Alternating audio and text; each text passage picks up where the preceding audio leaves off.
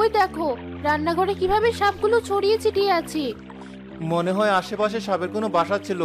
বন্যায় সাপের বাসা ভেঙে যাওয়ায় সাপের বাচ্চাগুলো সব এখানে চলে এসেছে। আমাদের এখন এদিক ওদিক না যাওয়াই ভালো।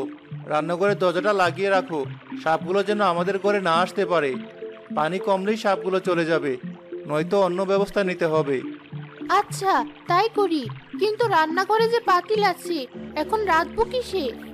একটা সামান্য পাতিলের জন্য তো জীবনে ঝুঁকি নেওয়ার কোনো মানে নেই। তুমি থাকো, আমি আমার নৌকাটা নিয়ে গিয়ে বন্ধু পলাশের বাড়ি থেকে এখনই দুটো পাতিল আনছি। দেখেছো, সারা গ্রাম বন্যার পানিতে তলিয়ে গেছে, শুধুমাত্র আমার বাড়িটা এখনো শুকনো রয়েছে, একটুও পানি ওঠেনি। এই হচ্ছে টাকার ক্ষমতা।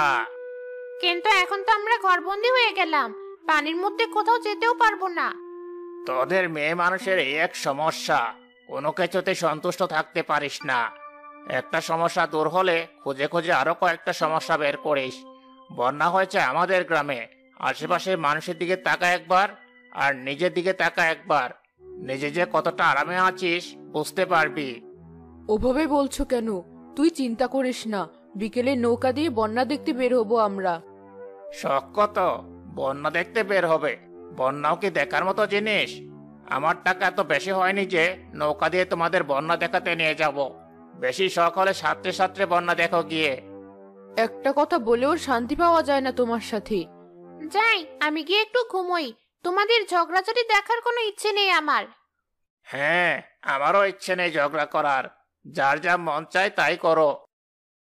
শিমু গিয়ে তার বিছানায় শুয়ে পড়ল।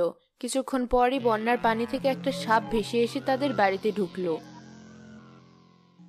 জেলে তার নৌকা নিয়ে মহাজনের বাড়ির সামনে দিয়ে যাচ্ছিল।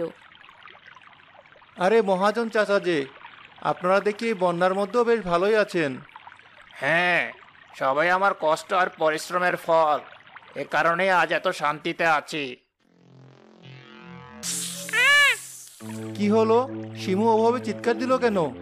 কোনো বিপদ হলো না তো? তুমিও আমার সাথে চলো। জি চাচা, দাঁড়ান, নৌকাটা বেঁধে এখনই আসছি। তোমরা এসেছো? দেখো শিমু কেমন করছে। আসার পর দেখি ওকে ওই সাপটা কামড়ে দিয়েছে।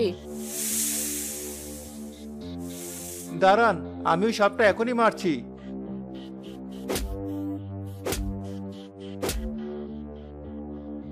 মেরেছো সাপটা? এবার দ্রুত আমার মেয়েটাকে ওজার কাছে নিয়ে চলো। তোমার যত টাকা লাগে আমি দেব, তবু আমার মেয়েটাকে বাঁচাও।